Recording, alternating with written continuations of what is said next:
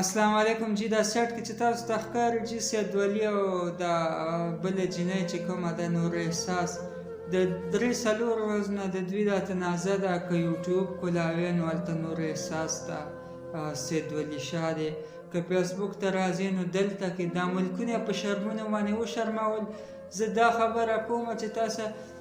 پیج شو تا سره فیسبوک یوټیوب چینل شو نو ته داسې خو نه ده چې خپل پرتوګ هم راوالې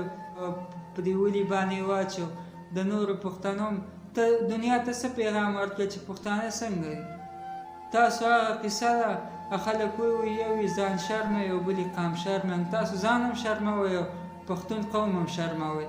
تاسو څه پیغام ورکوئ دې خلکو ته چې پښتانه څنګه دي بې غیرته.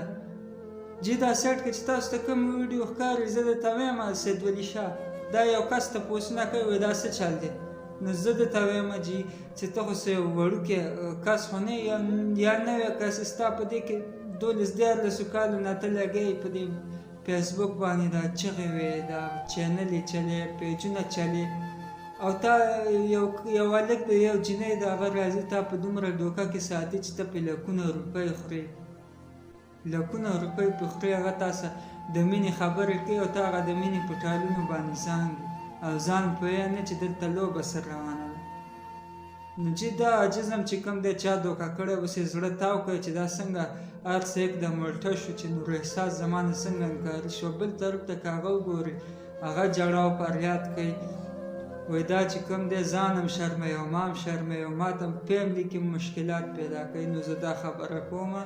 جی وایي هغه د یو ډمې نه چا تپوس وکړو چې یار دې مړ شو ویل چې د کمې کوڅې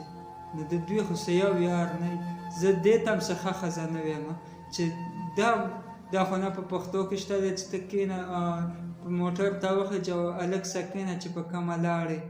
او نه په اسلام کې شته دی. د اجازت تا له چا درکړی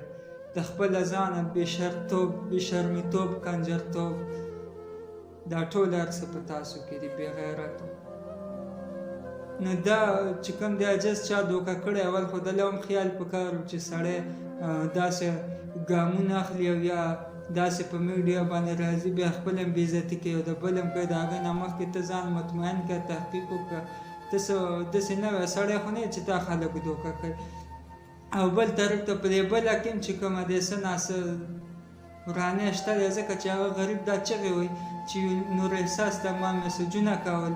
چې ته په لایف باندې راشه ته دا هر څه تسلیم کړه چې یا زیمه د دې څه زما د یارانې خبرې روانې دي یا نه دي چې خلکو ته هم پته ولګي او ما ته هم پته ولګي. ما ته په خپل فیملي کې مشکلات پیدا شوي په دې وجه باندې خبره ده مشهوره شوې ده چې نور احساس د ده یارانه ده. نو دا خو پیله دې له پکار چې په لایف باندې راغلی وې چې د ده نه دا چا للوساس کړی دی ورته ویلي وه چې سید ولي ګوره تاسو زیاتی کېږي پیسې د نه څوک وایي زه نه یم خبر د دې نه زما هم بېعزتي کېږي او ستا هم بېعزتي کېږي د دې کارتونه قلار شه. داسې بې غیرته مخلوق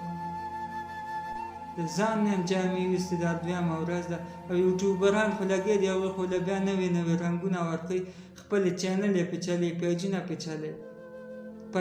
پیدت یې هغوی دي بې غیرتو.